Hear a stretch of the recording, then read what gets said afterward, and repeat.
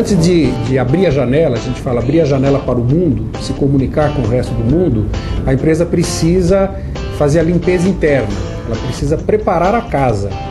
É preciso que os seus executivos e colaboradores tenham essa informação antes do mundo exterior. Então, em primeiro lugar, a comunicação interna. A empresa precisa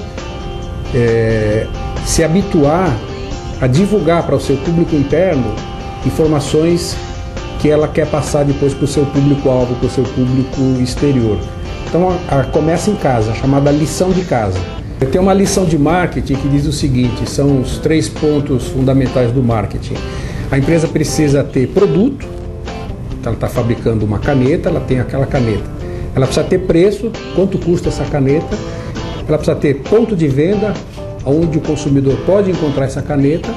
E ela precisa ter comunicação, ela precisa ter divulgação. Se a empresa tem o produto, tem o ponto de venda, tem o preço, mas não comunica que o produto existe, o produto simplesmente não existe. Então, comunicação hoje, ela tem que ser fundamental, ela é estratégica para a empresa. Já foi o tempo que a gente passava na rua em frente a uma quitanda e via lá uma fruta nova que aquele quitandeiro trouxe. Hoje em dia, se você não divulga isso, ninguém vai ficar sabendo. Se ninguém sabe, ninguém compra. Então, a comunicação nas empresas ela é absolutamente estratégica, até para contrapor as informações contrárias. A gente diz, se você não conta as suas vitórias, o teu concorrente pode contar as suas derrotas, que é muito pior, né? O porta-voz, em praticamente todas as circunstâncias, ele tem que ser treinado. Então, a gente escolhe o porta-voz. Normalmente o porta-voz é o presidente da empresa, é o superintendente, é o diretor executivo. Já houve casos no passado de nós recusarmos um presidente da empresa como porta-voz. Quer dizer, recusarmos no bom sentido. Orientamos a empresa de que ele não era o melhor porta-voz naquele momento. Ele precisava ser treinado e no momento seguinte ele poderia ser o porta-voz. Então a empresa escolheu uma outra pessoa que era mais comunicativa, mais simpática. Porque o porta-voz, ele além de ser simpático e comunicativo, ele tem que passar verdade, ele tem que ser uma pessoa aceita por quem está lendo, está vendo na televisão. Então ele tem que ter algumas qualidades mais ou menos natas. O maior erro sempre é achar que sabe tudo, é achar que está preparado. As grandes empresas, além de fazer media training, elas fazem um reforço anual, né, uma renovação, até porque alguns executivos entram e saem da empresa. Ela está sempre tendo que renovar. E principalmente porque a imprensa também ela evolui. Hoje nós temos as mídias sociais, que no passado isso não existia. O executivo era preparado para falar com rádio, TV e mídia impressa, né? Jornais e revistas. Hoje, o executivo tem que estar preparado para falar com sites, com blogs, com responder Facebook, Twitter e etc. Então, ele precisa se renovar. O principal contato de qualquer empresa com o mundo exterior é a janela, é o vidro. Então, é a transparência.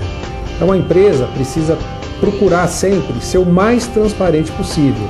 Quando o assunto é delicado ou estratégico, ela pode se negar a dar aquele número. Mas se ela for transparente e verdadeira, dificilmente ela vai enfrentar uma crise. Se acontecer um acidente, acidentes acontecem com todo mundo. Ela precisa, em primeiro lugar, provar que ela não teve grande culpa, ou então que o caminhão tombou, mas ele estava com a manutenção em dia, que os freios estavam corretos, que o motorista estava treinado, isso é importante.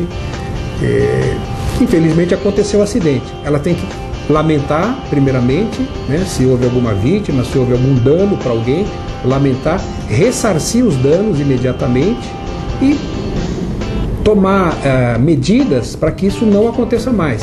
Ou seja, aprender com a crise. Por isso que a gente diz que a empresa tem que sair melhor do que quando entrou numa crise. No Media Training também a gente mostra para o executivo quem é o jornalista, quem é o jornal, quem é a publicação.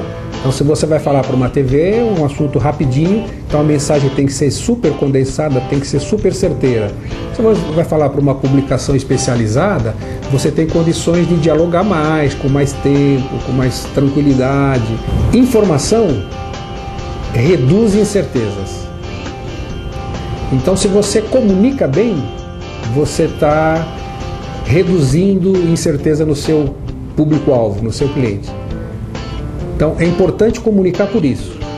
Se o teu cliente ele tem uma dúvida sobre o seu produto e você não comunicou adequadamente, ele vai permanecer com essa dúvida a vida inteira ou vai abandonar seu produto, seu serviço. Então, a comunicação reduz incertezas. Essa é a mensagem chave.